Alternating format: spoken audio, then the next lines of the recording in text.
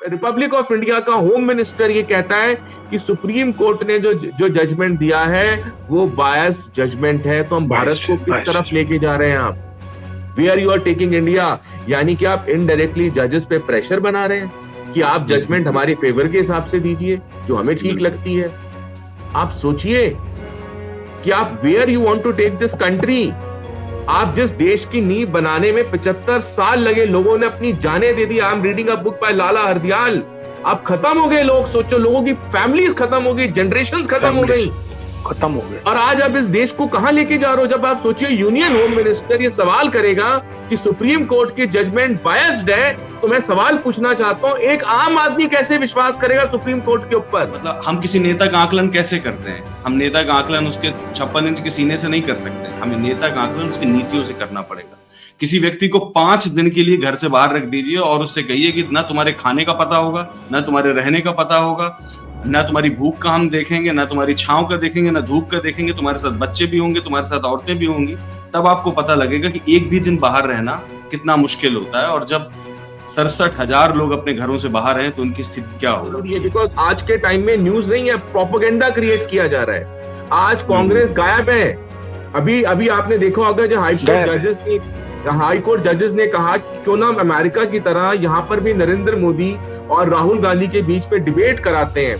तो राहुल गांधी का acceptance letter आ गया, I am ready for the debate, और बीजेपी का जवाब ही नहीं आया कोई। कि अगर स्वाति मालीवाल के साथ वाकई इंसिडेंट हुआ था तो उनको उसी दिन जाके पुलिस पे, वो तो भाई डीसीडब्ल्यू का तो काम है, तो चेयरमैन है डीसीडब्ल्यू की, तो महिलाओं को ये कहती है आपको बहुत सजग होना चाहिए, करेजियस होना चाहिए, आप जो आपके साथ जुल्म हो रहा है उसके खिलाफ आवाज उठानी चाहिए। जब उनके साथ इंसिडेंट हुआ कुणाल, तो उनको एफआईआर करने में 48 घंटे लग गए। पर don't you think it creates a suspicion? It creates a suspicion. As a citizen of this country, it is my fundamental right to ask question to the establishment. Are they giving me the news or they are making me the part of propaganda?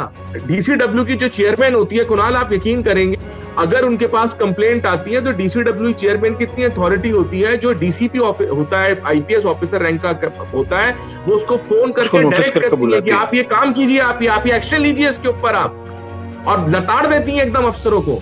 और यहाँ पर तो उल्टी कहानी हो रही है। ये अरविंद केजरीवाल कौन है जिन्होंने पार्लियामेंट में 370 हटाने का समर्थन किया? नाटक करना होता है तो गांधी की समाधि पे जाते हैं, जब जेल से छूटते तो हनुमान मंदिर जाते हैं। हनुमान मंदिर से मेरा कोई परहेज नहीं है, लेकिन Kedarnath is located at 12,000 feet.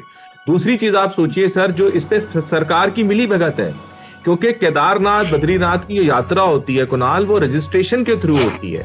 तो सरकार ने रजिस्ट्रेशन लगाया। जब सरकार को नहीं पता कितने एट प्रेजेंट सर 25 लाख लोग वहां पहुंच चुके हैं। मतलब कि we are waiting for a very big tragedy to happen sir in Kedarnath. आपने कभी अपने जीवन काल में किसी को कहते हुए सुना है मैं काबा जा रहा हूँ घूमने के लिए? कभी नहीं सुना होगा। काबा घूमने की जगह नहीं है। अनफॉर्चुनेटली हमने अपने हिंदू तीर्थ स्थानों को हमने जो बना दिया, टूरिस्ट वो बना दिया। लोग वहां पे हनीमून मनाने जा रहे हैं, बियर पी रहे हैं, ड्रिंक कर रहे हैं, ढोल बजा रहे हैं, नाच रहे हैं। तो हमने ये कंडीशन क्रिएट कर दी अपने पिलग्रिमेज। सलाम, नमस्कार, मैं हूं कुणाल पाठक और आप देख रहे हैं द लखनऊ पोस्ट आज का अखबार। आज के अखबार में मेरे साथ मेरे गेस्ट हैं पंकज चतुर्वेदी जी, एनबीटी के पूर्व संपादक, और मेरे दोस्त Ashwani Shankar. Hello sir. Hi Ashwani. Hi Kunal. आज हम लोग अपने अखबार की चर्चा में शुरुआत करेंगे जनसत्ता के संपादकीय से, और इसमें है विस्थापन का दंश। इसमें एक रिपोर्ट आई है internal displacement monitoring centre Geneva की, आईडीएमसी जिनेवा की। एक इंटरनेशनल ऑर्गेनाइजेशन है जिसकी फंडिंग कोई प्राइवेट व्यक्ति नहीं करता है। पूरी जो दुनिया भर की तमाम सरकारें हैं, चाहे ऑस्ट्रेलिया की सरकार हो, चाहे स्वीडन की सरकार हो या यूरोपियन कमीशन हो, ये लोग फंडिंग करते हैं। तो चूंकि भारतीयों को इस बात में ज्यादा इंटरेस्ट रहता है कि कोई भी ऐसी रिपोर्ट जो भारत के खिलाफ है उसमें वो फंडिंग तलाशते हैं। इसकी फंडिंग तमाम राष्ट्रीय सरकारें करती हैं। इसकी जो रिपोर्ट है ये बता रही है कि साउथ एशिया में लगभग 69,000 लोगों का विस्थापन हुआ है, डिस्प्लेसमेंट हुआ है, जिसमें से 97% यानी कि 67,000 लोगों का डिस्प्लेसमेंट यानी कि विस्थापन अकेले मणिपुर में हुआ है। जब आईडीएमसी विस्थापन की बात करता है तो ज्यादातर उसमें जो विस्थापन होता है वो नेचुरल डिजास्टर्स की वजह से होता है, लेकिन वो विस्थापन को विस्थापन की तरह ही मानते हैं। लेकिन यहाँ जो विस्थापन है मणिपुर में, जो डिस्प्लेसमेंट हुआ है, ये एथनिक हिंसा की वजह से हुआ, जो नृजातीय हिंसा है उसकी वजह से हुआ है। और ये बेहद शर्म की बात है।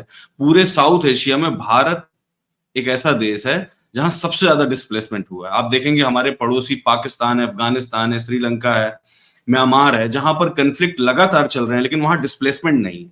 मतलब हम किसी नेता का आकलन कैसे करते हैं? हम नेता का आकलन उसके 56 इंच के सीने से नहीं कर सकते। हमें नेता का आकलन उसकी नीतियों से करना पड़ेगा। किसी व्यक्ति को 5 दिन के लिए घर से बाहर रख दीजिए और उससे कहिए कि ना तुम्हारे खाने का पता होगा, ना तुम्हारे रहने का पता होगा, ना तुम्हारी भूख का हम देखेंगे, ना तुम्हारी छांव का देखेंगे, ना धूप का देखेंगे, तुम्हारे साथ बच्चे भी होंगे, तुम्हारे साथ औरतें भी होंगी, तब आपको पता लगेगा कि एक भी दिन बाहर रहना कितना मुश्किल होता है। और जब 67,000 लोग अपने घरों से बाहर हैं तो उनकी स्थिति क्या होगी? पंकज जी, आप बताएंगे नॉर्थ ईस्ट के इस क्षेत्र के बारे में? इसकी बहुत ज्यादा बुरी स्थिति है। एक्चुअल नॉर्थ ईस्ट दिल्ली से बहुत दूर है। हमको नॉर्थ ईस्ट तभी याद आता है जब वहां पर कोई कन्फ्लिक्ट होता है। अब आप सोचिए कि जिस मणिपुर का 97% लोगों के विस्थापन की बात अंतर्राष्ट्रीय संस्था कर रही है, वहां का चीफ मिनिस्टर कह रहा है कि मेरे इलाके में म्यांमार से आए लोगों ने 18 गांव बसा लिए। ये 4 दिन पहले सभी अखबारों ने कवर किया। आज के यदि हम ईस्टर्न मिरर देखें या इम्फाल टाइम्स देखें या सांगाईस में देखें, तो कल वहां पर मिजोरम और मणिपुर दोनों जगह बड़े बड़े प्रदर्शन हुए हैं, जिसके अंदर 8 से 10 हजार लोग शामिल हुए हैं। और ये प्रदर्शन इसलिए हुए हैं कि वो चाहते हैं कि जो म्यांमार पे बाढ़ बनाई जा रही है, कांटेदार बाढ़ बनाई जा रही है, वो नहीं लगाई जाए। उनका कहना है कि हमारे जो एथनिक रिलेशंस हैं, हमारे ट्राइब्स के जो सदियों पुराने रिश्ते हैं, ये बाढ़ से टूट रहे हैं। एक की इतनी बड़ी खबर है, लेकिन उसको नहीं छापा गया। और इसके साथ में एक खबर परसों के वहां के नॉर्थ ईस्ट के अखबारों में थी कि 49,000 के आसपास म्यांमार से डिस्प्लेस्ड लोग पिछले 1.5 साल से मिजोरम में रह रहे हैं, और जिसके कारण वहां की आर्थिक हालत है वो गड़बड़ हो रही है। और इसके बारे में वहां के चीफ मिनिस्टर सेंट्रल गवर्नमेंट को लिख चुके हैं, क्योंकि स्टेट गवर्नमेंट किसी को शरणार्थी का दर्जा नहीं दे सकती है। और उस परिस्थिति में उन लोगों के हेल्थ, सैनिटेशन, फूड और इसका पूरा वजन स्टेट गवर्नमेंट पे पड़ रहा है। ठीक वहीं पर मणिपुर से म्यांमार के जो लोग पकड़े जा रहे हैं अवैध आव्रजन के, उनको निकाला जा रहा है। ये 2 दिन की खबरें हैं। आज की एक खबर की और आपका ध्यान दिलाना चाहूंगा, शायद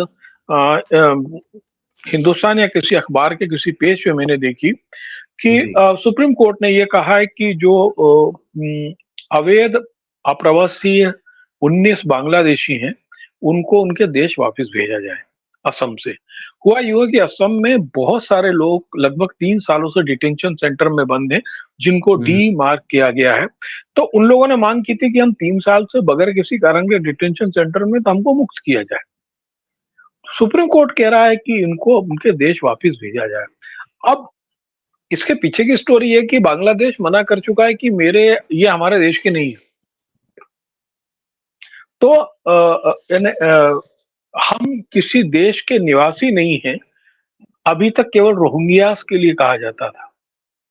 यदि सीए और एनआरसी, जिसका बहुत ज्यादा हल्ला करके लोग दावे और वादे के साथ में बंगाल में चुनाव लड़ रहे हैं, क्या हम एक बार फिर बड़े ऐसे लोगों का ग्रुप अपने देश में तैयार कर लेंगे जो कहेंगे कि जिनका कोई देश नहीं है?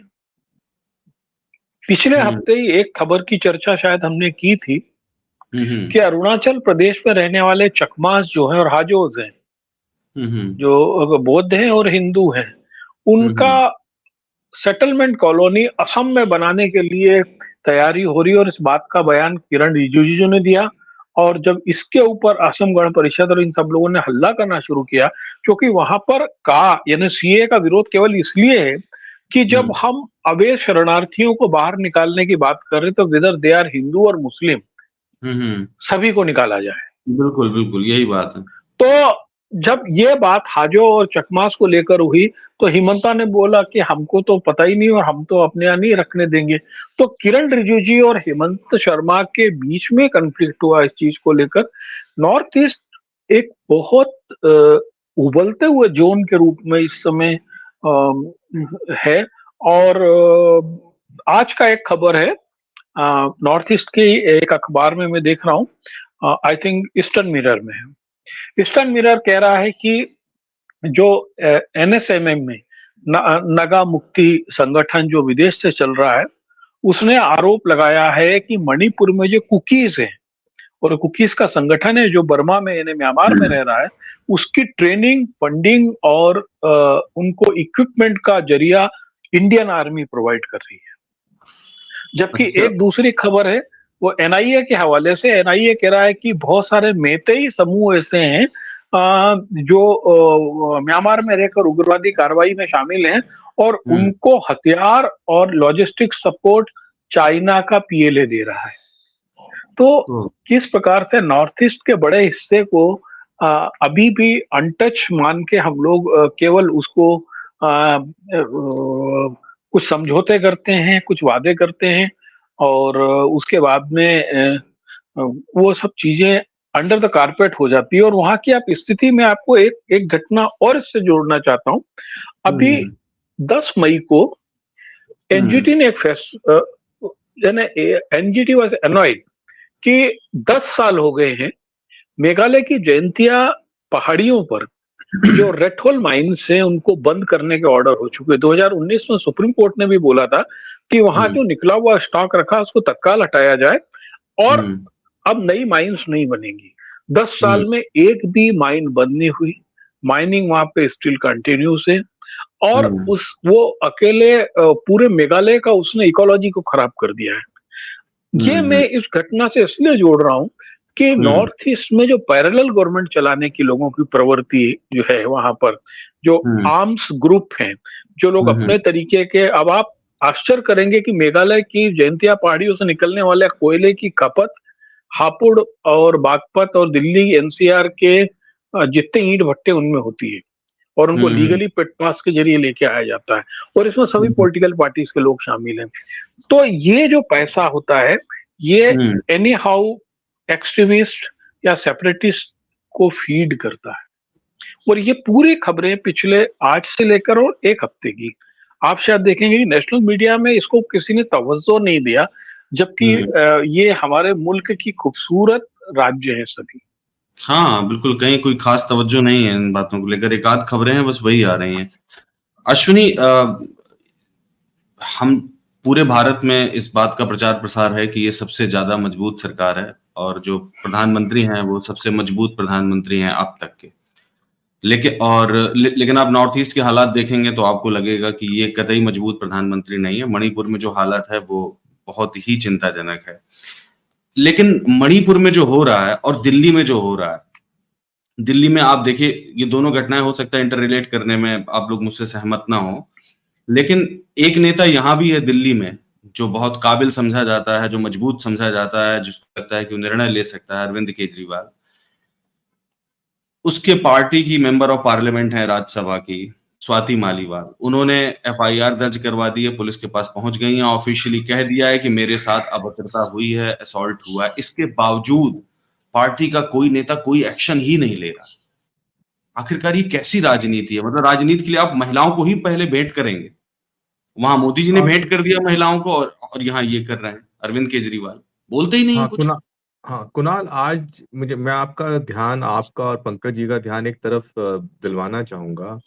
आज जो हमारी सोसाइटी है Kunal, it is going through a valuelessness की तरफ हम जा रहे हैं, जहां पे मूल्यों की कमी हो रही है सोसाइटी के अंदर। और ये मूल्यों की कमी इसलिए हो रही है, इस पे आज बहुत अच्छा लेख भी लिखा है, आज बहुत अच्छा एडिटोरियल है इसके अंदर, इंडियन एक्सप्रेस के अंदर, कि आज हम स्टुपिडिटी जो है वो मेन सोशल डोमेन में आ गई है कुणाल, और लोग उससे एक्सेप्ट कर रहे हैं। आप समझो कुणाल कि जो स्वाति मालीवाल हैं वो दिल्ली कमीशन फॉर वुमेन की चेयरपर्सन है, वो she is the chairman of Delhi commission for women, जिनकी ये जिम्मेदारी बनती है कि भारत में भारत की कैपिटल दिल्ली है, और दिल्ली में नियर अबाउट 2 करोड़ पॉपुलेशन है, और जितनी भी महिलाएं हैं उनको न्याय दिलाने की जिम्मेदारी किसकी है? स्वाति मालीवाल जी। अब आप सोचिए, उसी महिला के साथ जो है इस तरीके का इंसिडेंट हो जाता है। और and police was acting as a spectator at that point of time. आप सोचिए, उसको एफआईआर लॉन्च करने में 48 घंटे से ज्यादा का टाइम हो गया, जबकि कानून ये कहता है यदि आपके साथ कोई दुर्व्यवहार हुआ है तुरंत पुलिस को एफआईआर लॉन्च करनी है। ये पर वो नेशनल बताती तो अश्विनी उन्होंने खुद बताती ने नहीं जब कराई उन्होंने है, बताया, हाँ, जब उन्होंने उन्होंने खुद ने नहीं बताया, कराई है। हाँ, उन्होंने खुद हाँ, नहीं पहले कराई, जब तो उन्होंने बताया हाँ, लेकिन आज बताया तो आज उन्होंने बोला है ये, तो कहीं हाँ, ना नहीं, कहीं वो तो पहले कुणाल थाने गई थी, हम्म, वो पहले थाने गई, और थाने में जब एसएचओ ने बोला कि मैडम आपकी रिपोर्ट लिखी जाती है, उन्होंने बोला कि अब मेरे पास बहुत सारे फोन आ रहे हैं, मैं बाद में बताती हूँ। हाँ, एक्चुअली ये बहुत बड़ा गेम है, आपको बताएं। ये एग्जैक्टली, बिल्कुल। महिला से ज्यादा मसला ये सियासत के लेन देन का है। मैं हर जगह राधिका खेड़ा घुसी हुई है, बस मैं आपको इतना कह सकता हूँ। फिर ये भी मोटे केवल तौर गेम पर है। देखिए, सर, एक चीज मोटे है तौर कि पर जब हम बाहर खड़े हैं और अगर ये चीजें गेम बनने लगेंगी तो सोचिए 50% जो आबादी है उसके साथ क्या घटित होगा। कल के दिन किसी महिला का बलात्कार हो जाएगा, लोग उसको भी बोल देंगे गेम हो रहा है। मतलब हम लोग नहीं नहीं, मैं आपको अब आप इस मसले को केवल इतना सा मत देखिए। जी, ये बहुत अखबार नवीसी का मसला है। आप केवल हेडलाइंस को देख रहे हैं। देखिए, हम्म, स्वाति मालीवाल लंबे समय से अमेरिका में थी, यह मालूम हम्म, नहीं होगा शायद आपको। मालूम है, हम्म, मालूम है। ठीक है, हम्म, स्वाति मालीवाल के जितना स्टाफ था, लगभग हम्म, 500 लोग पिछले एक महीने में एलजी के ऑर्डर के साथ हटा दिए गए, क्योंकि वो illegally, so called illegally appointments थे। राइट, बिल्कुल सही। ठीक है, वो दिल्ली में भी वही हो रहा है। कितने लोगों की भर्ती चल रही है, कितने लोगों के नाम चल रहे हैं, कितने लोगों के नाम से सैलरी जा रही है, ये बहुत बड़े मसले हैं। और जब अरविंद केजरीवाल वाला मसला खड़ा हुआ, तो आप देखिए कि जिस लेडी को राज्यसभा सदस्य अभी बनाया गया, उसका कोई बयान नहीं था, जैसे राघव चड्ढा का बयान नहीं था। ये बहुत सारी पॉलिटिकल एस्पायरेशंस, इंटरनल रिलेशंस, इन सब की चीजें, और जो जो मुझे शक है, आई मे जी, बी रॉन्ग, ये पूरा एक बीजेपी का खेल है। अरविंद केजरीवाल को जेल से बाहर निकालना, इलेक्शन का कैंपेन की परमिशन देना। देखिए, ये सब क्या है कि जो अखबारों का एक मॉडर्न ऑपरेंडी होता है कि मैं किस प्रकार से जो बाइलाइंस हैं, जो हेडलाइंस हैं, उनको कैसे इम्पोज करूं या कैप्चर करूं, और दूसरे जो इंपॉर्टेंट मुद्दे हैं उसकी जगह मैं दिखूं। यदि आप ये चाहते हैं कि मैं पर्सनैलिटी क्लैश का इलेक्शन बनाना चाहूं, this is election between the one of the strong person, Narendra Modi, and as you told कि जिस व्यक्ति की छवि की निर्णय लेते हैं, केजरीवाल। जब हम 5 न्याय की बात कर रहे हैं, जब रोजगार की बात हो रही, महंगाई की बात आ रही, उस समय सीधे खड़ा करना चाहिए कि केजरीवाल वर्सेस मोदी। स्वाति मालीवाल के साथ में दुर्भाग्यपूर्ण है, मारापीटी होना, वो भी चीफ मिनिस्टर के घर के अंदर होना, और चीफ मिनिस्टर के पर्सनल स्टाफ के द्वारा होना। जिस लेडी को 2 महीने पहले सॉरी, आपने राज्यसभा सदस्य बनाया है, ऐसी कौन सी परिस्थिति हो गई कि मारापीटी हो गई? अब यही तो मैं कह रहा हूँ, स्टोरी, यही वो बात है। स्टोरी जो है वो नहीं मालूम पड़ रही। वही बात ना, स्टोरी बनती रहेंगी। इससे अच्छा था कि केजरीवाल को या फिर उनकी पार्टी के किसी प्रवक्ता को बाहर निकल के बोलना चाहिए था। संजय सिंह ने तो बोल भी दिया कि उनके साथ असॉल्ट हुआ है, तो ये तो पक्का है कि असॉल्ट हुआ है। उन्होंने एफआईआर कर दी, ये भी अब तय नहीं, वो हो तो गया खैर एफआईआर अब किया है उन्होंने। आज रात में उनके बयान दर्ज हुए हैं। सुबह 2:45 वो थाने में थी। मैं बस इस खबर को सर इतना ही देख पा रहा हूं कि एक महिला का नुकसान हो रहा है और उसकी वजह से सैकड़ों, हजारों, लाखों अन्य महिलाओं का भी नुकसान होगा। क्योंकि जब भी असॉल्ट किया जाएगा लोग सब्जेक्टिविटी में जाएंगे, और जैसे ही सब्जेक्टिविटी में जाएंगे मामला डाइल्यूट हो जाएगा। देखिए, सब्जेक्टिविटी में जाना कोई गलत नहीं है, कोई गलत नहीं है सब्जेक्टिविटी में जाना। समझनी पड़ेगी कि आपको एक बात समझनी पड़ेगी कि कहीं ऐसा ना हो कि जो हमको दिखाया ये जा रहा है और कहानी कुछ और हो।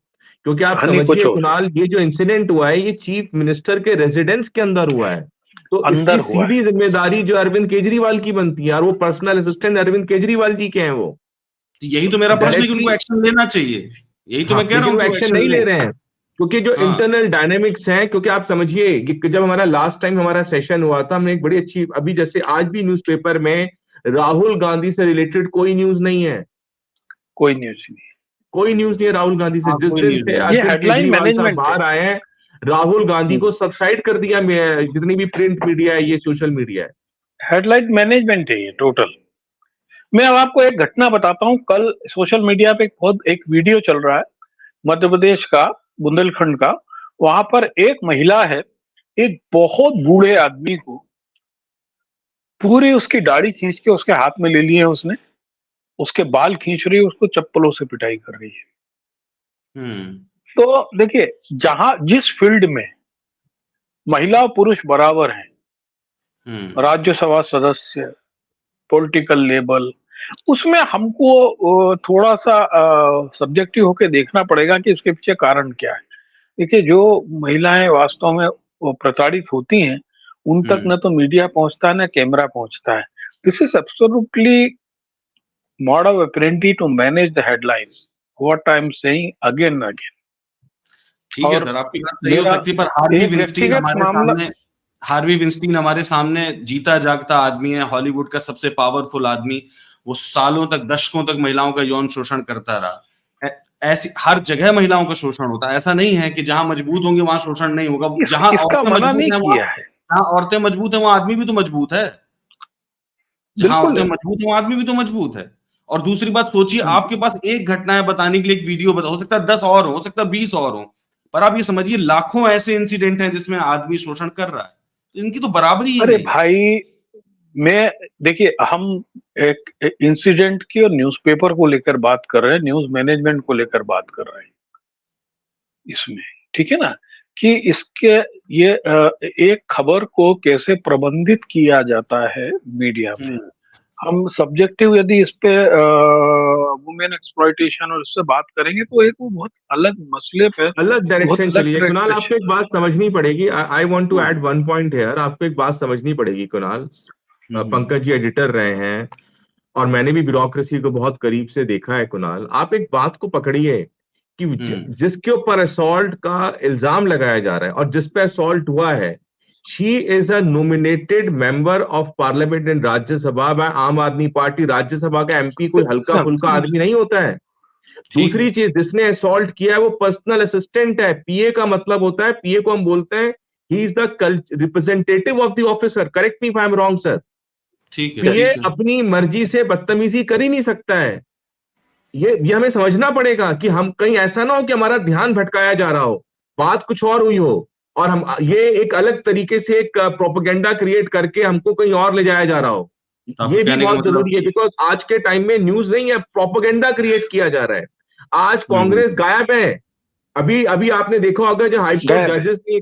हाई कोर्ट जजेस ने कहा कि क्यों ना अमेरिका की तरह यहां पर भी नरेंद्र मोदी और राहुल गांधी के बीच में डिबेट कराते हैं। तो राहुल गांधी का एक्सेप्टेंस लेटर आ गया, I am ready for the debate, और बीजेपी का जवाब ही नहीं आया कोई। तो ये बहुत, और दूसरी बात ये है कि अगर स्वाति मालीवाल के साथ वाकई इंसिडेंट हुआ था तो उनको उसी दिन जाके पुलिस पे, वो तो भाई डीसीडब्ल्यू का तो काम है, तो चेयरमैन है डीसीडब्ल्यू की, तो महिलाओं को ये कहती हैं आपको बहुत सजग होना चाहिए, करेजियस होना चाहिए, आप जो आपके साथ जुल्म हो रहा है उसके खिलाफ आवाज उठानी चाहिए। जब उनके साथ इंसिडेंट हुआ कुणाल, तो उनको एफआईआर करने में 48 घंटे लग गए। कि वो 48 पुलिस घंटे स्टेशन लगे। जाती है, वहां पर वो कहती है नहीं मेरे पास अभी बहुत सारे फोन आ रहे हैं, मैं बाद में एफआईआर करूंगी। Don't you think it creates a suspicion? It creates a suspicion. As a citizen of this country, it is my fundamental right to ask question to the establishment. Are they giving me the news or they are making me the part of propaganda? This is not about the molestation, sexual harassment or any kind of atrocities against Indian women. She's her caliber, her stature is way above a normal Indian woman. Kunal, we need to understand she is a chairperson of the DCW.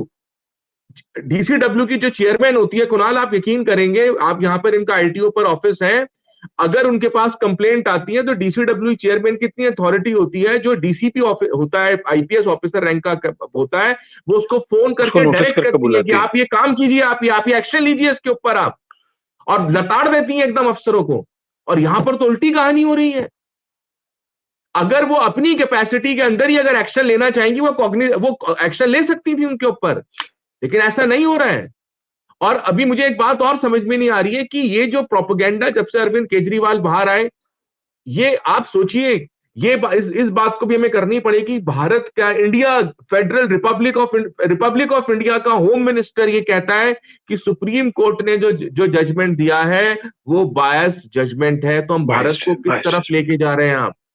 Where you are taking India? यानी कि आप indirectly जजेस पे pressure बना रहे हैं कि आप जजमेंट हमारे फेवर के हिसाब से दीजिए, जो हमें ठीक लगती है। आप सोचिए कि आप where you want to take this country. आप जिस देश की नींव बनाने में 75 साल लगे, लोगों ने अपनी जानें दे दी। I am reading a book by Lala Hardayal. अब खत्म हो गए लोग, सोचो, लोगों की फैमिलीज खत्म हो गई, जनरेशंस खत्म हो गई, खत्म हो गए। और आज आप इस देश को कहां लेके जा रहे हो? जब आप सोचिए यूनियन होम मिनिस्टर ये सवाल करेगा कि सुप्रीम कोर्ट की जजमेंट बायस्ड है, तो मैं सवाल पूछना चाहता हूं, एक आम आदमी कैसे विश्वास करेगा सुप्रीम कोर्ट के ऊपर? That is the point. ये हमको कहां लेके जा रहे हैं? Where they are as a civil society, ये हमारी नैतिक जिम्मेदारी बनती है कि हम इन मुद्दों को समझें, गहराई तक जाएं और लोगों तक बात लेके आए और ये कहें कि आप न्यूज सुनिए, आप प्रोपेगेंडा का हिस्सा नहीं बनिए। आप, स्वाति मालीवाल कोई गरीब महिला थोड़ा ना है भाई कि वो गरीब हैं, वो जो है पिछड़ी हुई हैं, वो किसी दलित वर्ग से आती हैं, पिछड़ी जाति से आती हैं, किसी पिछड़े जगह से आ रही हैं, कहीं से मतलब कि बैकवर्ड रीजन। अरे she is the ideal cosmopolitan woman who knows her right, and she is holding a chair of the Delhi Commission for Women, who Not in one, her twice, personal capacity she can direct the district police commissioner, and action can be initiated against the personal assistant. And another question that I want to raise here, Kunal, कि personal assistant Arvind Kejriwal का है वो, तो indirectly Arvind Kejriwal is a part and parcel of this entire scenario, and he is responsible and he has not given any statement. जैसे मुझे वो लग रहा है ड्राइंग रूम में, उनके ड्राइंग रूम में मारपीट हुआ है भाई। मैं इस घर में बैठा हूं कुणाल, मैं इस घर का मालिक हूं, और मेरे घर में अगर कोई इंसिडेंट हो रहा है तो उसके लिए कुणाल मेरी जिम्मेदारी बनती है। बिल्कुल, वो ड्राइंग रूम में हुआ, उसके मतलब मारपीट। क्योंकि क्या 2 दिन उन्होंने क्यों नहीं रिपोर्ट किया, ये मेरे मन में जो उनके प्रति कोई संवेदना नहीं है, वो केवल इसलिए है कि वो दुनिया के लिए तो धरना प्रदर्शन कर रही थी। जिस दिन उनके साथ में मारापीटी हुई, उन्होंने पीसीआर कॉल किया, पीसीआर आई, उसके बाद ये ऑटो रिक्शा में बैठ के मॉडल टाउन थाने गई। अच्छा। और थाने में जब उनसे बोला गया कि आप रिपोर्ट लिखवा दो, तो इन्होंने बोला मेरे पास बहुत फोन आ रहे हैं, मैं बाद में लिखवाऊंगी। तो आप बताएं कि यदि पुलिस रिपोर्ट नहीं लिखती, या पुलिस ने आनाकानी की होती, या इनके पीसीआर कॉल के ऊपर पुलिस ने अटेंड नहीं किया होता, तो हम बोलते नहीं यार ये तो बहुत खराब हो रहा है। बिल्कुल बिल्कुल सही, आई एंडोर्स योर पॉइंट। क्योंकि ये पूरा एक वेल रिटन स्क्रिप्ट है कि आज ये एपिसोड करना है, कल ये एपिसोड करना है, परसों ये एपिसोड करना है। क्योंकि मेरी निगाह में दिल्ली में आम आदमी पार्टी की इन सब हरकतों से कांग्रेस को फायदा से ज्यादा नुकसान होने वाला है। Exactly right. ओके। और कुणाल, मैं एक बात की और ध्यान करवाना चाहूंगा, पंकज जी भी है यहाँ पर। जब अन्ना हजारे मूवमेंट चला, उस टाइम मैं भी स्टूडेंट था कुणाल, तो मैंने देखा Anna Hazare anti corruption movement हो गया देश के अंदर, हर व्यक्ति उस मूवमेंट का हिस्सा बनना चाहता था, जोर शोर से लोग आए, और हमको ये पिक्चर दिखाई गई कि कांग्रेस जो है वो एक तरीके से सबसे ज्यादा देशद्रोही पार्टी है। कांग्रेस ने पता नहीं कितना देश का खजाना लूट लिया, 2G स्पेक्ट्रम कर दिया, कोल गेट स्कैंडल, ये स्कैंडल, वो स्कैंडल। तो हमने भी कहा है बिल्कुल सही हो रहा है, हम भी अन्ना हजारे जी के साथ गए, हमने भी अनशन किया, हम भी आईटीओ पे पहुंच गए, हमने कहा हम भी भूख हड़ताल करेंगे, हम भी ये नया देश बनेगा। लेकिन कुणाल, उसके बाद क्या हुआ? उसके बाद पता लगा अन्ना हजारे जी तो सीन से ही गायब हो गए। बाद में पता लगता है, जो रिपोर्ट्स हमने पढ़ी, पता लगता है तो पूरा ऑर्केस्ट्रेटेड किया गया था, ऑर्केस्ट्रा था पूरा, और हम उसका हिस्सा बन गए। आप सोचिए कुणाल, आम आदमी पार्टी के जो फाउंडिंग मेंबर्स थे, इसमें से आम आदमी पार्टी, योगेंद्र यादव इतने एमिनेंट आदमी हैं, आशुतोष थे सीनियर आईबीएन के, उसके अलावा कुमार विश्वास थे, किसी भी एमिनेंट आदमी को राज्यसभा का टिकट नहीं दिया गया। आनंद कुमार जी जेएनयू वाले, आनंद कुमार जी सोशियोलॉजी के इतने बड़े प्रोफेसर हैं, वो सोशियोलॉजी पढ़ाते हैं। शांति भूषण जी, बहुत लोग थे। क्या इनमें से कोई इस काबिल नहीं था कि जो मेंबर ऑफ पार्लियामेंट बने राज्यसभा के अंदर? और एमपी में राज्यसभा किनको बनाया गया? और एक तरफ गुप्ता। अरविंद केजरीवाल, ये मुझे तो कई बार कुणाल ऐसा लगता है कि अरविंद केजरीवाल जो है ना, एक तरीके से एक चैलेंज इंडियन डेमोक्रेसी के लिए बहुत बड़ा। ये मेरा पर्सनल व्यक्तिगत मत है, आप सोचो। और आप किसको चुन के भेज रहे हो मेंबर ऑफ पार्लियामेंट राज्यसभा? एक दरियागंज के बिजनेसमैन को, जिसका कोई नाम नहीं जानता है। और आप बात क्या कर रहे हो, आप सवाल क्या उठा रहे हो आप यार? और आप कह रहे हो कांग्रेस जो है करप्ट है। हमको समझना पड़ेगा कुणाल, आज वही हो रहा है कि हम इतना प्रोपेगेंडा हमारे चारों तरफ हो रहा है कि सही चीज तक पहुंचने के लिए आपको बहुत कड़ा परिश्रम करना पड़ेगा। ये अरविंद केजरीवाल कौन है जिन्होंने पार्लियामेंट में 370 हटाने का समर्थन किया? वे बिल्कुल। नाटक करना होता है तो गांधी की समाधि पे जाते हैं, जब जेल से छूटते तो हनुमान मंदिर जाते हैं। हाँ। हनुमान मंदिर से मेरा कोई परहेज नहीं है, लेकिन है ना,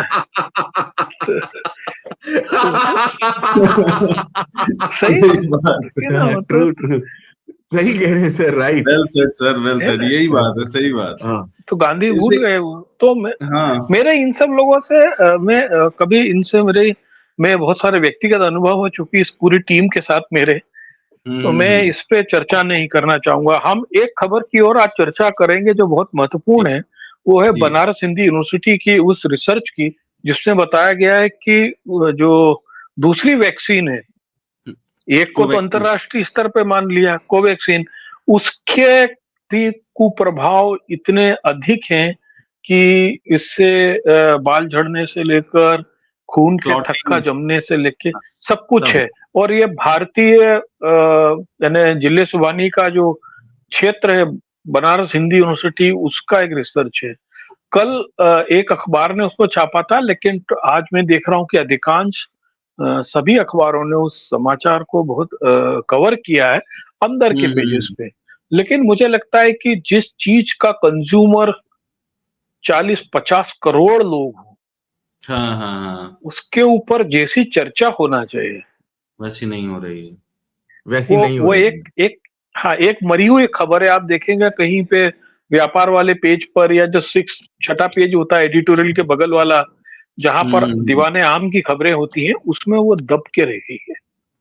इसमें बता रहे हैं कि कोविशील्ड के बाद कोवैक्सीन के साइड इफेक्ट्स का दावा है, और स्टडी में सांस का इन्फेक्शन है, ब्लड क्लॉटिंग है, और बाकी जो सर बता रहे हैं ये सारे मामले इसमें आए और इस पर हैं। नेशनल डिबेट होना चाहिए कुणाल, कि हमारा जो जो Indian council of medical research है उसको आगे आना चाहिए, व्हाइट पेपर देना चाहिए इसके ऊपर, हेल्थ मिनिस्टर को इस इशू को इसका कॉग्निजेंस लेना, लेकिन ऐसा कुछ हो ही नहीं रहा है। जब राजनीतिक प्रोपेगेंडा से वक्त मिलेगा तब तो हेल्थ पर बातचीत होगी ना। सुनिए, अभी तो पहले यही तय हो जाए कि असली खबर क्या है, पहले यही तय हो जाए कि स्वाति मालीवाल के साथ क्या हुआ, केजरीवाल साहब क्यों नहीं बोल रहे हैं, ये जेल से बाहर आए तो अपनी अपनी वजह से आए, कांग्रेस की वजह से आए, सुप्रीम कोर्ट की वजह से आए, या बीजेपी की वजह से आए, यही नहीं पता चल पा रहा है, कुछ मालूम ही नहीं। राइट। एक खबर है इसमें, आप लोगों ने ध्यान दिया होगा कि दूरदर्शन ने और एआईआर ने फाइनली टाइम अलॉट किया अपोजिशन लीडर येचुरी और देवराजन को। इनको टाइम अलॉट किया, एक तो टाइम नहीं अलॉट हो रहा था, जबकि लीगली इनको टाइम नहीं अलॉट हो करना, रहा है। इनको टाइम अश्विनी अलॉट किया गया हम्म। बोलने के लिए। लेकिन जो इनकी स्पीच थी उसमें से कुछ शब्दों को हटा दिया गया, कहा गया आप इन शब्दों का इस्तेमाल नहीं कर सकते। और वो शब्द कौन कौन से थे? कम्युनल अथॉरिटेरियन रिजीम, कह रहे हैं आप इस शब्द को इस्तेमाल नहीं कर सकते हैं, हटा दिया गया। ड्रैकोनियन लॉज, इस शब्द को हटा दीजिए आप, सुप्रीम कोर्ट खुद इस्तेमाल करता है ऐसे शब्दों का। मुस्लिम्स नाम का शब्द आप हटा दीजिए, ठीक है। और एक और चीज, बैंक्रप्सी ऑफ द गवर्नेंस में से वो कह रहे थे कि बैंक्रप्सी हटा दीजिए आप, फेलियर ऑफ द गवर्नेंस बोलिए, और ये हटाया गया सारा। यानी कि यूं ही इसका मतलब ये हो, जो हमारी फ्रीडम ऑफ स्पीच है उसकी फ्रीडम ही नहीं है पार्लियामेंटेरियंस को। मुझे तो ये लगता बहुत है कुछ दिन सीरियस बाद इशू है। बिल्कुल कुछ दिन बाद संविधान में खोजना पड़ेगा कि फ्रीडम ऑफ स्पीच 90 में बची है कि कट कट के टुकड़े टुकड़े खत्म हो चुकी है। मुझे नहीं लगता कि बची भी होगी वहां। जब इन लोगों को नहीं फ्रीडम है तो हम लोग कहाँ होगी। नहीं, और कुणाल आरएसएस आप की समझिए, खासियत है। आप मुझे जी सर अभी प्लीज। आरटीआई भी नहीं दिख रहा है कहीं, आरटीआई भी एक तरीके से डिफंक्ट हो गया पिछले 10 अब सालों खत्म के हो अंदर। गया, हाँ आरटीआई आरटीआई तो खत्म। खत्म कर दिया होगा, आरटीआई खत्म कर दिया होगा, जानकारी नहीं मास में देते। आरटीआई कार्यकर्ता मारे गए हैं, आरटीआई कार्यकर्ताओं को डिस्करेज किया गया है। नहीं, अब और तो जो इंफॉर्मेशन ही नहीं देते हो, हाँ इंफॉर्मेशन देते ही इंफॉर्मेशन नहीं है। उसको डाइल्यूट भी मैं तो कर आपको दिया ना बताऊं कि सबकी। टेलीग्राफ के एक कॉरेस्पॉन्डेंट ने एक साल से वो मिनिस्ट्री ऑफ एजुकेशन से बहुत सारी इंफॉर्मेशन मांग रहा है आरटीआई में, उसको इंफॉर्मेशन ही नहीं दे रहे, टेलीग्राफ के कॉरेस्पॉन्डेंट को। सोचिए आप। तो वो उसको गिमिक कर देते हैं, वो कुछ गलत जानकारी दे देंगे हर बार। आप इसमें फ्रीडम ऑफ स्पीच के बारे में कुछ बता रहे थे, आरएसएस का मोडस ऑपरेंडी है। हाँ, उनका तरीका ये है, वो कोई नियम नहीं बदलते हैं, नियम को जिंदा रखते हैं, लेकिन उसको लागू नहीं होने देते हैं। ये जिंदा तरीका रहता है कि कागज पे जिंदा रहेगा। जैसे कांग्रेस के रिजिम में इंदिरा गांधी के समय इमरजेंसी लगी, तो कागज पे इमरजेंसी लग गई, लेकिन ये कागज पे कुछ ही नहीं करेंगे वो। जैसे जिसको कहते हैं ना कि हम मुंह में राम बगल में नाथूराम वाला जो सिस्टम है, वो यही कहलाता है कि हम करेंगे कुछ, कहेंगे कुछ, बोलेंगे कुछ, दिखाएंगे कुछ। यस, कुल मिला के ये है कि राहुल गांधी किसी भी अखबार में मुझे तो नहीं दिखे। आप लोग किसी अखबार में दिखे? नहीं। बीते 2 दिन से फर्स्ट पेज की जो खबरें हैं लगभग सभी हिंदी के अखबारों में, वो पूरे देश को चिंता करना चाहिए। वो है केदारनाथ और बद्रीनाथ यात्रा में लाखों लोगों की भीड़ का बहुत ही बढ़िया विषय उठाया पंकज जी ने, बहुत ही अच्छा। कुणाल, ये मेरे भी 11 लोग मर गए हैं उसमें, 11 लोग मर गए, 11 लोग मर चुके हैं उसमें। और आपको बताएं कि हर यात्रा में हम इतना कचरा, इतना प्रदूषण उन पहाड़ों पे छोड़ के आ रहे हैं। अब आप सोचिए कि वो इतनी खूबसूरत संरचनाएं हैं जो शांति के लिए है, वहां पर लोग 500 ढोल लेके जा रहे हैं, ढोल बजा रहे हैं। अब आप सोचिए कि उनका क्या ड्रॉबैक्स वहां के पहाड़ों पे, वहां की इकोलॉजी में पड़ रहा है, इस पे कोई स्टडी करने वाला नहीं है। हमारे वहां पर आज भास्कर की ग्राउंड रिपोर्ट है कि 12 से 14 घंटे के जाम है, 12 से 14 घंटे के जाम है। जाम में आमतौर पे गाड़ियां बंद नहीं होती हैं, चलती रहती हैं। अब आप सोचिए कि उन पहाड़ों पर हम कितनी करोड़ों टन का कार्बन हम वहां पे जमा कर रहे हैं, नाइट्रोजन, सल्फेट्स वहां पे छोड़े जा रहे हैं। इसके अलावा इतनी गाड़ियां चलने के कारण टायरों की घिसाई से आने वाले जो माइक्रो पार्टिकल्स हैं, वो वहां के पानी में जम रहे हैं। और जो भीड़ जा रही है, वो जाहिर है कि ये जो भीड़ है, इसका देशाटन से ज्यादा इनका उद्देश्य पर्यटन है। तो वहां पर कल एक रिपोर्ट मैंने देखी कि वहां पर जो साधारण होटल है, वहां पे खाने का जो खर्चा है 5 सितारा होटल के बराबर वहां वसूली हो रही है, अवैध वसूलियां वहां पे हो रही हैं। क्योंकि 22 लाख 25 लाख लोग पहुंच गए हैं, और यदि मैंने मान दिया है कि मुझे हर आदमी की जेब से 10,000 रुपए निकालने हैं, तो आप सोच लीजिए वो कई 100 करोड़ रुपए का खेल है। और सर यहाँ पर एक खबर आपना चाहूंगा, एक पॉइंट मैं यहाँ पर लाना चाहूंगा। आप सोचिए सारी चीजें हो रही हैं 12,000 feet above, Kedarnath is located at 12,000 feet. दूसरी चीज आप सोचिए सर, जो इस पे सरकार की मिली भगत है, क्योंकि केदारनाथ बद्रीनाथ की जो यात्रा होती है कुणाल, वो रजिस्ट्रेशन के थ्रू होती है। तो सरकार ने रजिस्ट्रेशन लगाया, जब सरकार को नहीं पता कितने, एट प्रेजेंट सर 25 लाख लोग वहां पहुंच चुके हैं। मतलब कि we are waiting for a very big tragedy to happen sir in Kedarnath, की वहां पे कभी भी कोई भी बिग ट्रेजेडी हैपन हो सकती है, loss of human life in thousands. इसमें आपको एक चीज और बताऊं कि वहां पर चीफ सेक्रेटरी जो वहां की राधा रतूड़ी हैं, उन्होंने एक ऑर्डर जारी किया कि मंदिर के 200 मीटर के दायरे में कोई मोबाइल इस्तेमाल नहीं करेगा, क्योंकि लोग रील बनाते हैं, उसके कारण बहुत सारे दिक्कतें हो रही है। अगले 4 घंटे में वहां का चीफ मिनिस्टर जो है, वो इस ऑर्डर को मॉडिफाई करता है, बोले 200 मीटर नहीं, केवल 50 मीटर।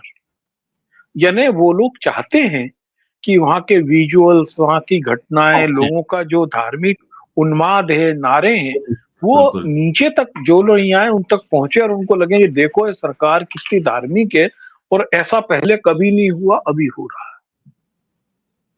और ये वही केदारनाथ है पंकज जी, जहां 2013 में कितनी बड़ी ट्रेजेडी आई थी। मतलब टीवी में विजुअल देखने में इतना ज्यादा बुरा लग रहा था जिसकी कोई सीमा नहीं। आप 2013 क्यों, पिछले साल की बात याद कर लो, जोशी मठ की। 13 वाली बहुत बड़ी थी ना इस वजह से, लेकिन right. जोशीमठ में भी आई है, ये भी बात सही है, जोशीमठ वाली भी है। हम लोग किस दुनिया में जी रहे हैं। बिल्कुल। तो ये जो है सर, ये होता क्या है पंकज जी, क्या होता है, जैसे हमारे यहाँ पिलग्रिमेज है, तीर्थ यात्रा है वो हमारे लिए, तीर्थ यात्रा, धर्म, लेकिन हमने उस तीर्थ यात्रा को पर्यटन यात्रा बना दिया है। पर्यटन। मोदी जी आपने कभी अपने जीवन काल में किसी को कहते हुए सुना है मैं काबा जा रहा हूं घूमने के लिए? कभी नहीं सुना होगा। काबा घूमने की जगह नहीं है। आपको कहता है वहां जा रहे हैं, वो हमारी ऐसे हमारे जो तीर्थ स्थान, अनफॉर्चुनेटली हमने अपने हिंदू तीर्थ स्थानों को हमने जो बना दिया टूरिस्ट, वो बना दिया। लोग वहां पे हनीमून मनाने जा रहे हैं, बियर पी रहे हैं, ड्रिंक कर रहे हैं, ढोल बजा रहे हैं, नाच रहे हैं। तो हमने ये कंडीशन क्रिएट कर दी अपने पिलग्रिमेजेस की। शॉपिंग मॉल बना दिए अब तो सब जगह। शॉपिंग मॉल बना, बनारस उज्जैन को मैं देखा हूँ, वो मंदिर से ज्यादा मॉल हो गए, मॉल हो गए। जबकि वो अध्यात्म के, जैसे पंकज जी आप जानते होंगे, आज से 30-40 साल पहले केदारनाथ की यात्रा पे जो जाता था, अपने घर से निकल के कहता था भैया मैंने अपना सारा जीवन जी वो लिया। अपना तर्पण करके आते थे। हाँ, राइट। और बिल्कुल आज हम सही क्या बात, कर रहे हैं?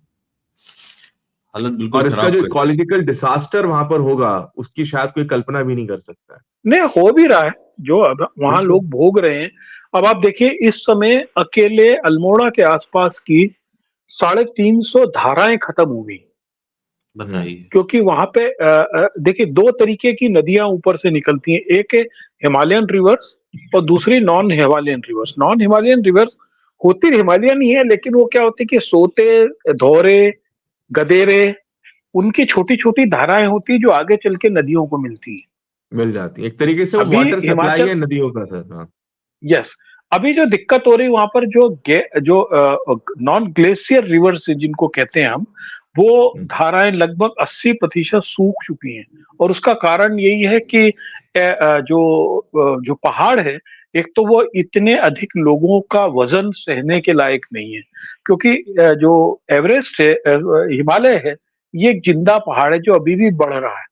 ये सबसे युवा पहाड़ है दुनिया का जो बढ़ रहा है। उसके कारण उसकी टेक्टिक प्लेट्स में एक्टिविटीज हैं, भूगर्भ की गतिविधियां हैं, और बार बार गवर्नमेंट रिपोर्ट से 4 साल पहले मसूरी IMA ने रिपोर्ट दिया था कि अब ये जो पहाड़ है बहुत ज्यादा वजन नहीं ले पा रहा है, इससे वजन कम करना जरूरी है। और उसका ही असर हो रहा है कि जो सड़कें बनने के कारण हमें तो मालूम नहीं है कि पानी की धारा जमीन में कहां से आ रही है। हमने ब्लास्ट किया, सड़क बना दी, वो धारा का लिंक के टूट गया। सही बात है, यही हो रहा है असल में पंकज जी। है ना कि हमारे देश में जो नेता है वो ये तो कह सकता है कि कोई माई का लाल नहीं है जो CAA हटा दे, लेकिन वो ये हिम्मत के साथ नहीं कह सकता है कि कोई माई का लाल नहीं है जो गंगा को खराब कर दे, कोई माई का लाल नहीं है जो हमारे पर्वतों को खराब कर दे, कोई माई का लाल नहीं है जो हमारे जो तीर्थाटन के क्षेत्र हैं उनको खराब कर दे। ये कहने की हिम्मत नहीं है उसमें, क्योंकि CAA उसके लिए सवाल कोई नहीं उठाएगा भाई। हाँ, सवाल 20,000 करोड़ रुपए गंगा पे पिछले 10 साल में खर्च हुए हैं। 20,000 करोड़, बिल्कुल। कल और वहीं की वहीं खड़ी है, वहीं की वहीं खड़ी है गंगा। सही बात। और जबकि इन्हीं की जिम्मेदारी है, भारत के प्रधानमंत्री की जिम्मेदारी है। He is chairperson of national Ganga river basin authority, और इनको तो बुलाया भी है। हाँ हाँ, सही बात, इनको बुलाया भी था गंगा माँ ने। अब बुलाया, लेकिन ये पता नहीं कहाँ है, पहुंचते ही नहीं साफ सुथरा करने के लिए। योगी आदित्यनाथ साहब ने कहा है कि सनातन धर्म के लिए एक बार नहीं 100 बार सत्ता ठुकरा सकते हैं। अच्छा, लोगों को पता होना चाहिए कि जो व्यक्ति सत्तासीन है वो कह रहा है कि वो सत्ता ठुकरा सकता है, पर कैसे सत्ता ठुकरा है? अरे भाई, गोरखनाथ पीठ तो सनातन धर्म की है भी नहीं। सही बात है, नाथ परंपरा की है वो तो। और नाथ परंपरा तो रामकृष्ण को मानते ही नहीं है अश्विनी। ये तो वो तो मानते ही नहीं है, वो तो नहीं मानते हैं सब, राइट। वो तो नहीं मानते ना, वो तो अद्वैतवादी हैं किस्म के। यस, वो तो अद्वैतवादी है। वो समस्या वही है ना कि पूरा सब मुंह में राम, बगल में नाथुराम है। हाँ, क्या बोल रहे हैं इनका कुछ अश्विनी, आप किसी खबर के बारे में बता रहे थे। आज मैं आपका ध्यान था हिंदू के एडिटोरियल पे खींचना चाहूंगा। जिसमें सुप्रीम कोर्ट ने बहुत अच्छा उदाहरण दिया है। जब ये जो क्योंकि आजकल जो इन्फोर्समेंट डायरेक्टरेट की इतनी अनलिमिटेड पावर्स हो गई हैं, और जो उन्होंने बेल दिया, उस बेल में उन्होंने PML कहा है, को। बहुत ड्यू प्रोसेस ऑफ लॉ पे उन्होंने बहुत फोकस करा है, ड्यू प्रोसेस ऑफ लॉ पर, कि आप ऐसे, अगर आपको किसी ने वो बड़ा अच्छा लिखते हैं कि अगर आप ईडी ने किसी को समन किया और वो आदमी कोर्ट में जाता है, तो उसका मतलब ये नहीं कि ईडी उसको अरेस्ट ही कर लेगी। That kind of power needs to be curtailed, उन्होंने कर्टेल किया है। उन्होंने कहा है कि due process of law follow होना चाहिए। जो न्यूज क्लिक में सर जो थे, क्या मैं इनका नाम थोड़ा slip कर- प्रवीण पुरकायस्थ। हाँ, right. प्रवीण उनको जो बेल दिया वो बहुत अच्छा, और इस पे आर्टिकल आया बहुत अच्छा, फैजान मुस्तफा साहब का बहुत ही अच्छा आर्टिकल है ये इसमें, इंडियन एक्सप्रेस में। 1 मिनट, और मैं चाहूंगा, मैं एक बार उसको 1-2 चीजें मैं शेयर करना चाहूंगा, जस्ट। हाँ, राइट टू फेयरनेस, ये एक बहुत ही बेहतरीन आर्टिकल लिखा है इन्होंने, फैजान मुस्तफा साहब ने, right to fairness, Indian Express के अंदर। हाँ, क्या है तो इसमें? यहाँ ये मैं थोड़ा सा रीड करना चाहूंगा, आपकी परमिशन हो तो। जी He जरूर। said that the process of law is not only an important fundamental right, but a time-tested yardstick to judge the maturity of civilization. Okay, ये बहुत बड़ा स्टेटमेंट उन्होंने यूज किया है। सही बात।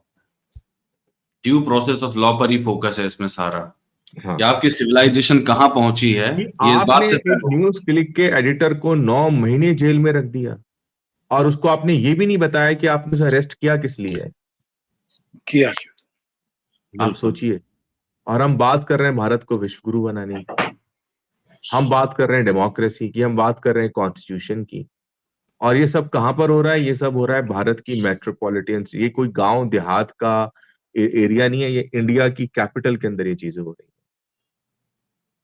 मोदी जी दावा करते हैं कि भारत लोकतंत्र की माँ है, मदर ऑफ डेमोक्रेसी है। क्योंकि यहाँ पर एक चीज और मैं ऐसा रीड ही। करना चाहूंगा कि वो लिखते हैं कि supreme court justice mister Mehta and justice Gavai delivered their verdict in NewsClick founder editor Prabir Purkayast's case. Purkayast was not informed of the grounds of arrest as it is required by the Constitution under Article 22. Yes, exactly. So what Article 22 ये Article 22 ये घोषणा करता है कि आप बताइए गिरफ्तारी से पहले मेरा मुझ पर आरोप क्या है। Blatant violation of Article 22 of the Constitution. I think the enforcement director should be held accountable for this kind of nuisance which they have created. सही बात है। और साइमल्टेनियसली अश्विनी, साइमल्टेनियसली ये आर्टिकल 21 का भी उल्लंघन है। आप देखिए, राइट टू लाइफ का भी उल्लंघन है। 9 महीने तक आपने किसी को जेल में बिठा दिया, आपने राइट टू लाइफ खत्म कर दिया। बिल्कुल। एक एडिटोरियल का लेख आज टेलीग्राफ में है। जी जी sir. Time to repeal UAPA, Manoj Jyotsna का लेख है ये भी एक बड़ा इंपॉर्टेंट लेख है कि हमारे देश में हम लोग यूएपीए के नाम पर कितने कितने लोगों को सालों से जेल में बंद किए हैं, without any chargesheet, without any judicial procedure. एक फॉर्मेलिटी होती है, since you are under UAPA then it is very difficult to be on bail. तो ये लेख भी लगभग इसी श्रेणी में है, टेलीग्राफ में आज एडिट पेज में। क्योंकि अगर हम ह्यूमन राइट्स की बात करते हैं, यदि हम बात करते हैं कि हम इंडिया के अंदर एक लीगल सिस्टम हम बनाना चाहते हैं, हम एक इक्वल एंड जस्ट सोसाइटी बनाना चाहते हैं, उसका पहला जो फाउंडेशन तो रूल ऑफ लॉ है। आप एक इन्वेस्टिगेटिव एजेंसी को इतना पावरफुल बना देंगे कि वो किसी को भी उठा के अरेस्ट कर देगी, और 9 महीने वो 9 महीने तक, अगर आप सोचिए ऐसे तो किसी आम आदमी को उठा देंगे तो पूरी जिंदगी उसकी जेल में गुजर जाएगी। और ये यूएपीए में हो रहा है ना, 6-6, 7-7 साल से लोग यूएपीए में हैं, उनकी कोई सुनवाई नहीं है। ये गौतम नवलखा वगैरह इसमें तो हुआ था, ये सब है पूरा भीमा कोरेगांव गांव वाले केस में बड़ी मुश्किल से सुधा भार्गव और 2-3 लोगों की जमानत हुई है। दिल्ली राइट्स में उमर खालिद सैफी से लेके अतर वगैरह जितने लोग हैं, सब लोग केवल इसलिए उनकी जमानत नहीं हो रही क्योंकि उनपे यूएपीए लगा है।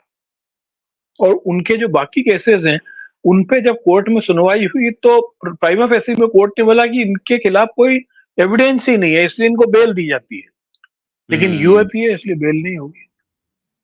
लेकिन तो सर आप एक बात समझिए, यूएपीए बनाने वाली कांग्रेस गवर्नमेंट थी। कांग्रेस गवर्नमेंट ने बनाई है। यूएपीए अब कांग्रेस, साहब तो कॉन्स्टिट्यूशन भी तो कांग्रेस ने कांग्रेस ने ही मिलके बनाया था, सबसे ज्यादा मेंबर तो मतलब कांग्रेस के ही थे। तो आज तो कांग्रेस तो आज तो कॉन्स्टिट्यूशन का भी दुरुपयोग कर रहे हैं, तो आप क्या करोगे? कानून बनाना और उसका इस्तेमाल करना एक्चुअल दोनों नीयत पर निर्भर करता है ना। यूएपीए की जो खतरनाक धाराएं हैं, जिसमें एक व्यक्ति को आतंकवादी संगठन घोषित कर देना, और ये जितनी चीजें हैं, ये सब चीजें बाद में अमेंडमेंट हुआ था अमित शाह के समय। बिल्कुल, एक नोटिफिकेशन से यूएपीए अश्विनी, सिर्फ एक नोटिफिकेशन निकाल करके, जियो निकाल करके, गवर्नमेंट ऑर्डर निकाल करके आप किसी भी व्यक्ति को या ऑर्गेनाइजेशन को टेररिस्ट ऑर्गेनाइजेशन घोषित कर सकते हैं। ये यूएपीए में पावर है, आप सोचिए कितनी ड्रैकोनियन पावर है। ये बाद में हुआ, ये जो बाद में हुआ exactly। धारा 16 से लेके धारा 17 तक जो है उसमें ये सब चीजें आई हैं। ठीक है सर, आज काफी सारे मामलों में चर्चा हो गई। एक मामला जरूर रह गया है जिस पर आप चाहें तो थोड़ा इस पर बात हो सकती है कि ये जो लू है, लू की वजह से बहुत ज्यादा दिक्कत है। और लगभग एक एडिटोरियल मैंने पढ़ा जिसमें मैंने देखा कि हर साल लगभग 1.5 लाख लोग मारे जाते हैं सिर्फ लू की वजह से। ये बहुत बड़ा नंबर है। इसको मिनिमाइज किया जा सकता है, कई तरीके इस्तेमाल किए जा सकते हैं। जलवायु परिवर्तन में हम लोगों ने पढ़ा है कि ये एडेप्टेशन है और मिटिगेशन है, इनका इस्तेमाल करके चीजें कम की जा सकती हैं। एक्चुअल मैंने लगभग 2 महीने पहले से लू के बारे में लिखना शुरू किया था। मेरा लेख इसमें नवा टाइम्स में भी आया था उस समय, और अमर उजाला में आया था। हो क्या रहा है कि नेचुरल कैलेमिटी के बारे में लोगों को में भय पैदा करना एक अलग मसला है, लेकिन ग्राउंड लेवल पर हम इस दिशा में काम क्या कर रहे हैं?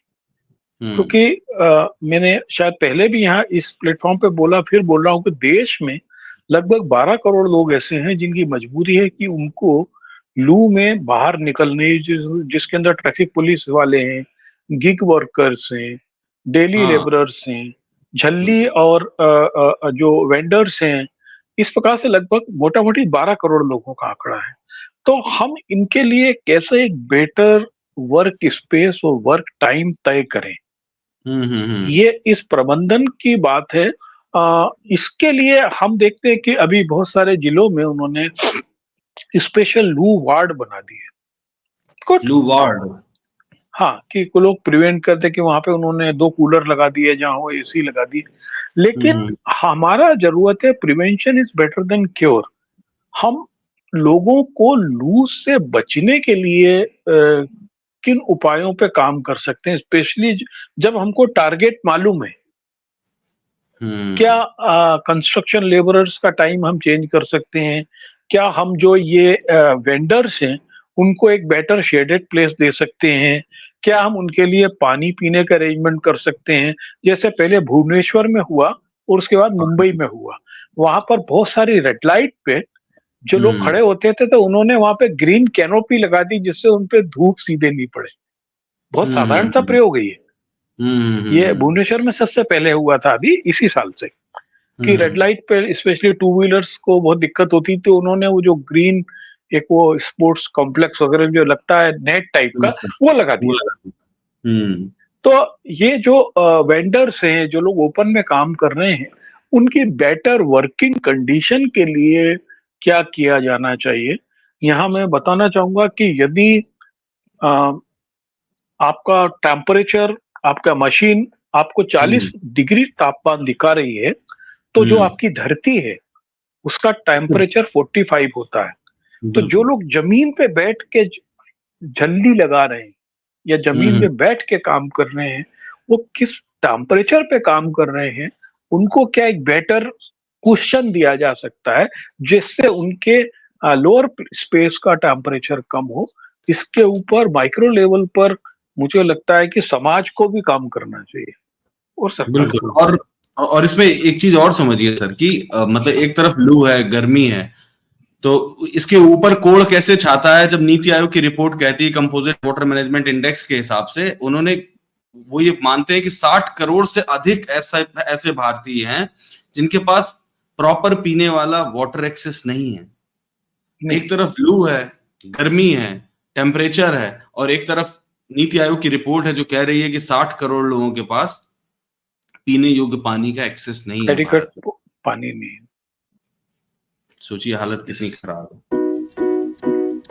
ठीक है सर, बातचीत को यही खत्म करते हैं। Thank you.